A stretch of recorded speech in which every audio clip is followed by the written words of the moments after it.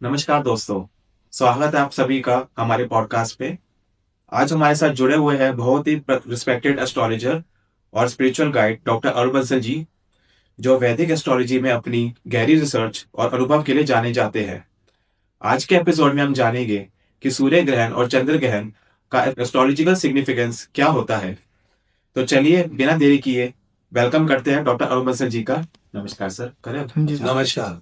जब तीन बॉडीज हैं, पृथ्वी, चंद्रमा और सूर्य, तीनों बॉडीज, सूर्य तो एक जगह स्टेशनरी मान लीजिए, चंद्रमा यूं घूम रहा है, पृथ्वी घूम रही है, और पृथ्वी के साथ साथ चंद्रमा भी घूम रहा है सूर्य के चारों तरफ। अब बीच में कभी पृथ्वी आ जाती है सूर्य और चंद्रमा के बीच में, या कभी सूर्य और पृथ्वी के बीच में चंद्रमा आ जाता है, तो उसी को हम ग्रहण कहते हैं। जब हमारे पास, जब सूर्य की किरणें पूरी नहीं पहुंच पाती हैं पृथ्वी के ऊपर और बीच में चंद्रमा आ जाए, तो उसे हम सूर्य ग्रहण कहते हैं, क्योंकि सूर्य के ऊपर ग्रहण लग गया, यानी सूर्य छुप गया, जिसमें रोशनी नहीं आ रही है, तो उसको हम सूर्य ग्रहण कहते हैं। और ऐसे ही चंद्र ग्रहण, यानी कि जब चंद्रमा के ऊपर पृथ्वी की छाया पड़ने लगती है, जब पृथ्वी बीच में आ जाती है चंद्रमा और सूर्य के बीच में, और पृथ्वी की छाया चंद्रमा पर पड़ती है, तो चंद्रमा जो है, जो पूर्णिमा में चंद्रमा जैसे पूरा चमकता है, तो उस वक्त वो छुप जाता है एक तरह से, तो वो अंधेरा हो जाता है, उसमें अमावस्या जैसी हो जाती है, तो उसको ही हम चंद्र ग्रहण कहते हैं। अगर हम इसको समझें ज्योतिष के पॉइंट ऑफ व्यू से, तो ज्योतिष के पॉइंट ऑफ व्यू में क्या है, अगर सूर्य और चंद्रमा दोनों राहु के पास आ गए, या दोनों की दोनों केतु के पास आ गए, तो वो सूर्य ग्रहण की स्थिति बन जाती है। तो ज्योतिष के अनुसार राहु जो है वो एक तरह से सूर्य को निगल लेता है या चंद्रमा को निगल लेता है, तो उसका जो है सूर्य ग्रहण या चंद्र ग्रहण बन जाता है। ग्रहण है ये दो बार आते हैं, 6-6 महीने के इंटरवल पर आते हैं, दो बार आएंगे, और साथ साथ में सूर्य ग्रहण के साथ चंद्र ग्रहण भी आता है। तो या पहले आए या बाद में आए या दोनों बार तरफ आए, सूर्य ग्रहण बीच में आ गया, चंद्र ग्रहण दो बार आ गया, तो इस तरह से कुल मिला के एक बार में तीन ग्रहण हो सकते हैं, दो चंद्र ग्रहण, एक सूर्य ग्रहण। सूर्य ग्रहण बहुत कम जगह दिखाई दे पाता है, क्योंकि सूर्य ग्रहण बहुत थोड़े समय के लिए होता है, उसका एंगल बड़ा कम होता है, तो वो बहुत थोड़ी जगह दिखाई देता है। चंद्र ग्रहण लगभग लगभग पूरी पृथ्वी पर एट ए टाइम दिखाई देता है, और वो काफी देर के लिए भी होता है। इस बार अभी हमारे फरवरी में 17 फरवरी को सूर्य ग्रहण पड़ा, और अब दोबारा चंद्र ग्रहण पड़ने वाला है 3 मार्च को। लगभग 4 घंटे 32 मिनट की अवधि थी सूर्य ग्रहण की, और चंद्र ग्रहण की अवधि जो होगी 5 घंटे 39 मिनट होगी, 14 बज के 14 मिनट 7 बज के 53 मिनट साय तक ये रहेगा। लेकिन ये इस बार अलग ही प्रकार है कि चंद्र ग्रहण भारत में दिखाई ही नहीं देगा। सूर्य ग्रहण भी भारत में नहीं दिखाई दिया था, और चंद्र ग्रहण, सूर्य ग्रहण तो कई बार नहीं दिखाई देता है, लेकिन इस बार चंद्र ग्रहण भी नहीं दिखाई दिया।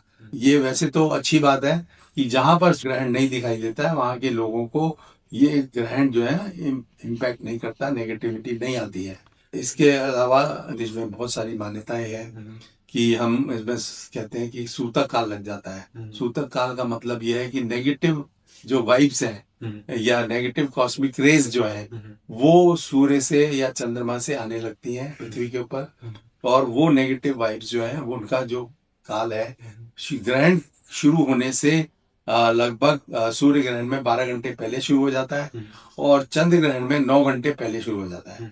लगभग आधा दिन पहले ही उसका असर शुरू हो जाता है। सूतक में बहुत सारी बातें नहीं करी जाती हैं, क्योंकि बहुत ही इसमें बहुत तरह से जहरीली रश्मियां होती हैं चंद्रमा से या सूर्य से आती हैं, जो कि सारी चीजों को शाक्त कर देती हैं, जैसे कि हमारे जो भोजन को सारा खराब कर देती हैं। तो ऐसा माना गया है कि ना तो हमें सूतक में खाना खाना चाहिए, और ना ही हमें खाना बना हुआ रखना चाहिए। अगर खाना बना हुआ है मैं तुलसी दल डाल देना चाहिए। तुलसी दल डाल देने से भी कहते हैं कि उसको जो शाक्त किरणें हैं वो तुलसी दल एब्जॉर्ब कर लेता है, और उसमें भोजन में नहीं लगता है। फिर हमारे जो मंदिर हैं वो सब, भगवान के जो मूर्तियां हैं वो सब विषैली हो जाती हैं, तो उनको भी दोबारा से पुनः धोया जाता है, उनको दोबारा से कपड़ा वगैरह पहना के और पूजा की जाती है। मंदिर के पाठ भी बंद कर दिए जाते हैं सूतक लगते ही, और फिर उसमें कोई पूजा आदि नहीं की जाती है, और कोई भी शुभ कार्य सूतक में मना है। के अलावा गर्भवती महिलाओं को खास तौर से बोला गया है कि वो बाहर ना निकलें, क्योंकि वो जो विषैली रश्मियां हैं वो बच्चे के ऊपर प्रभाव डाल सकती हैं, नेगेटिविटी पैदा कर सकती हैं। सबसे अच्छा कार्य जो करना चाहिए और जो कहा जाता है कि तुला दान या अनाज का दान इस समय में करना सबसे अच्छा माना गया है। तो उसमें भी करने में क्रिया ये है कि अनाज को आप जितना अनाज आपने दान करना है वो अलग रख लें। आप उससे थोड़ा सा जल से आप फेर के और उसको अलग निकाल के रख दें, और जब ग्रहण पूरा हो जाए तो जो सफाई कर्मचारी हैं या काम करने वाले लोग हैं उनको वो अनाज बांट दिया जाए। आप भजन कीर्तन कर सकते हैं, उसका जो है उसका प्रभाव भी बहुत अच्छा पड़ता है। और ऐसे में यहाँ पे ये भी माना गया है कि आपको सूतक के समय में या आप जब ग्रहण पड़ रहा हो उस समय आपको स्नान करना चाहिए, और उसके बाद आप कपड़े पहन के अपना आगे बाकी सब कार्य करने चाहिए। बार अभी 1-3 मार्च को पड़ने वाले ग्रहण, ये सारे जो है साउथ अमेरिका और अमेरिका के एरिया में दिखाई देगा। और इसके अलावा 2 ग्रहण और पड़ने वाले हैं इस साल में, 12 अगस्त 2026 में और 28 अगस्त 2026 में चंद्र ग्रहण पड़ेगा। बात है सूर्य ग्रहण जब पड़ा है या चंद्र ग्रहण पड़ा है तो उसका प्रभाव पहले नहीं आएगा, उसका प्रभाव हो सकता है 1 महीने बाद आए या 2 महीने, अप टू 2 महीने तक बाद में आए। वैसे तो कहा गया है 6 महीने बाद तक प्रभाव आता है इसका। सूर्य ग्रहण अगर जब पूर्ण सूर्य ग्रहण होता है तो 6-6 महीने बाद तक उसका प्रभाव आता है। 1 से 2 महीने के अंदर उसका प्रभाव कुछ दिखाई देता है, और प्रभाव में यही है युद्ध की आशंकाएं बढ़ जाती है, और कई बार कैलेमिटीज आ जाती हैं, कई बार आग जननी हो जाती है, कई बार जो है हवाई जहाज होने से एक्सीडेंट्स वगैरह हो जाते हैं। तो इस तरह से अनेक घटनाएं होती हैं। दिखाई दे रहा है ईरान और अमेरिका का युद्ध हो सकता है, या फिर रशिया का यूक्रेन का चल रहा है, ईरान के साथ किसी और का भी, इसराइल का भी हो सकता है। तो इस तरह के युद्ध देख सोचने में आ रहे हैं। तो ऐसा छोटा मोटा युद्ध भारत और पाकिस्तान के बीच में भी देखने को हो सकता है। एक और बात भी है इस बार कि इस बार 6 ग्रह इकट्ठे हो रहे हैं, शनि, राहु, बुध, सूर्य, शुक्र और चंद्रमा। ये सारे 6 ग्रह इकट्ठे हो रहे हैं। तो 6 ग्रह इकट्ठे होने से ये भी युद्ध के आसार बढ़ा देता है। सारे ग्रह एक तरह से 9 मार्च से शुरू होंगे, इकट्ठे होंगे, और फिर एक दूसरे के ऊपर चलते जाएंगे, और 20 अप्रैल तक ये लगभग एक दूसरे को क्रॉस करेंगे। अप्रैल में इनका इम्पैक्ट नजर आ सकता है। अगर हम बात करें राशियों की, तो सर इन दोनों का राशियों पर क्या असर पड़ेगा? हर राशि का जो भी ग्रहण पड़ते हैं या जो भी ग्रह हैं उनका असर कहीं ना कहीं किसी न किसी तरीके से राशियों पर तो पड़ता ही है। अगर हम मेष राशि से शुरू करें कि मेष राशि पर इन ग्रहों का और क्या असर पड़ेगा, तो मेष राशि से अभी द्वादश में शनि चल रहे हैं, और द्वादश में सारे ग्रह इकट्ठे हो रहे हैं। तो इसलिए द्वादश का जो शनि है वो स्वास्थ्य को बिगाड़ता है, और कैरियर और फाइनेंस को भी बिगाड़ता है, मेंटल पीस को भी बिगाड़ता है, ये सभी चीज़ों को बिगाड़ता है। तो इसलिए मेष राशि के लिए खास तौर से तो कह सकते हैं कि ये ग्रहण की पोजीशन अच्छी नहीं होने वाली है, और बच्चों के लिए, और या शेयर मार्केट में अगर वो निवेश करते हैं तो उसमें भी उनको बचना चाहिए। समय जो है उनके लिए अच्छा नहीं है। और वृष राशि के लिए देखा जाए तो वृष राशि से शनि एकादश हो जाते हैं, बाकी दशम में हो जाते हैं, तो बहुत अच्छी पोजीशन हो जाती है उनके लिए। तो ये हर दृष्टिकोण से वृष राशि वालों के लिए स्वास्थ्य हो या करियर हो या मेंटल पीस है या बच्चे हैं, सभी प्रकार से ये वृष राशि के लिए उत्तम है। तो उनको तो फल इनके पॉजिटिव ही मिलने वाले हैं, और साथ में अगर वो शेयर मार्केट वगैरह में सोना चांदी में निवेश करते हैं तो वो उनको अच्छे फल मिल सकते हैं। मिथुन राशि के लिए हम कहेंगे तो स्वास्थ्य अच्छा रहेगा, लेकिन कैरियर और फाइनेंस बहुत अच्छा नहीं रहेगा। मेंटल पीस के हिसाब से अच्छा है, बच्चों के हिसाब से अच्छा है, शेयर मार्केट वगैरह के हिसाब से अच्छा है। कुल मिला के मिथुन के लिए भी काफी हद तक रिजल्ट अच्छे ही है। फिर कर्क राशि के लिए अगर देखा जाए तो कर्क राशि के लिए ही सारे रिजल्ट्स अच्छे ही हैं। स्वास्थ्य भी अच्छा रहेगा, थोड़ा बहुत मतलब ढीला हो सकता है लेकिन ज्यादा ढीला नहीं होगा, क्योंकि चंद्रमा कर्क राशि से अष्टम में ये सारे 6 ग्रह पड़ रहे हैं। तो जब अष्टम में होंगे तो कहीं ना कहीं तो स्वास्थ्य को बिगाड़ सकते हैं, को बिगाड़ सकता है। तो स्वास्थ्य को छोड़कर बाकी सब चीजें, फाइनेंस, कैरियर और मेंटल पीस वगैरह और संतान आदि का सुख, ये सब अच्छे पॉजिटिव रहेंगे।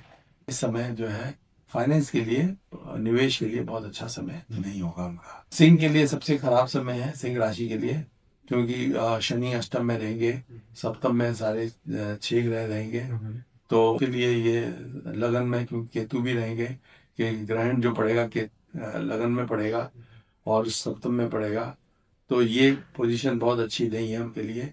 तो स्वास्थ्य, फाइनेंस और इन्वेस्टमेंट्स ये सभी उनके लिए बना है, उनको ज़्यादा इन्वेस्टमेंट्स नहीं करने चाहिए। बच्चों के लिए, बच्चों की तरफ से भी पंचम भाव पे दृष्टि अच्छी नहीं है, तो वो भी कोई बढ़िया रिजल्ट नहीं है।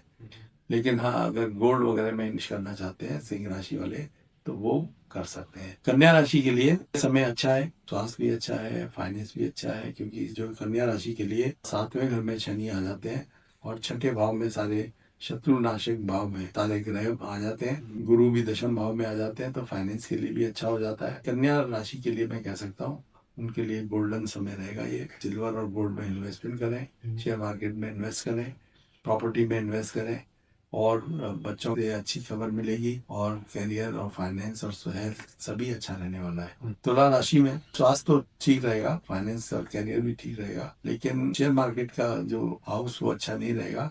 तुला के लिए पंचम भाव में क्योंकि ग्रहण पड़ेगा, तो ग्रहण ही जब पंचम भाव में पड़ रहा है तो वहाँ पे उससे हम ज्यादा एक्सपेक्ट नहीं कर सकते, तो इसलिए उन्हें निवेश नहीं करना चाहिए, अपना नॉर्मल जो काम करते हैं वो करते रहें। वृश्चिक राशि के लिए समय काफी अच्छा है, केवल ये कह सकते हैं कि पंचम भाव में शनि बैठे हैं, तो वो पंचम भाव संतान पक्ष से बहुत अच्छे रिजल्ट नहीं देगा, लेकिन बाकी सभी तरफ से, स्वास्थ्य की ओर से, फाइनेंस की ओर से, सभी ओर से अच्छे ही रिजल्ट्स आने वाले हैं। धनु राशि के लिए फल मीडियम रहने वाले हैं, स्वास्थ्य ठीक रहने वाला है, फाइनेंस करियर बहुत अच्छा नहीं रहेगा, मीडियम रहेगा, क्योंकि चौथे घर में शनि होंगे और जो दशम भाव को देख रहे होंगे। धनु के लिए फाइनेंस और मेंटल पीस, करियर ये मीडियम है, लेकिन बच्चों ओर से अच्छा है, स्वास्थ्य की ओर से अच्छा है, और शेयर मार्केट वगैरह में अगर इन्वेस्टमेंट करना चाहते हैं तो ये कर सकते हैं।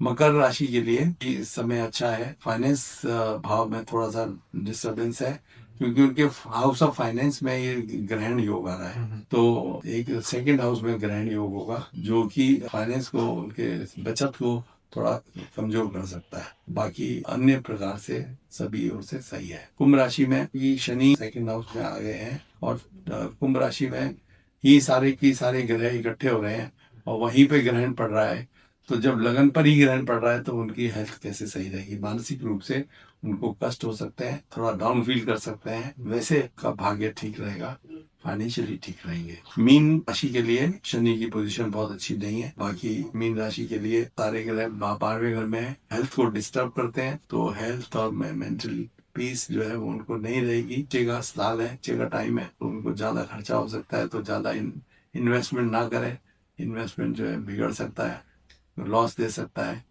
और शनि जो है दशम भाव को देख रहे हैं, तो उनको प्रोफेशनली भी उनको थोड़ा डाउन कर सकते हैं, थोड़ा सा उन्हें आराम से चीजों को लेना चाहिए। ये है 12 राशियों का कि कैसे इन ग्रहों का असर किस प्रकार से अलग अलग राशियों पर पड़ता है। और सभी भाई बहनों को नमस्कार, जय हिंद, जय भारत। तो दोस्तों, ग्रहण डर का विषय नहीं बल्कि अवेयरनेस, प्रिपरेशन और राइट गाइडेंस का समय है। प्लैनेटरी मूवमेंट्स हमेशा होते रहेंगे, लेकिन उनका इम्पैक्ट आपकी लाइफ पर कैसा होगा ये डिपेंड करता है आपकी कुंडली और आपकी अंडरस्टैंडिंग पर, और यही डिफरेंस क्रिएट करती है सही कंसल्टेंसी। डॉक्टर अरुण बंसल जी से जरूर कनेक्ट करें, क्योंकि एस्ट्रोलॉजी तब पावरफुल बनती है जब उसे सही तरीके से समझा जाए। नमस्कार।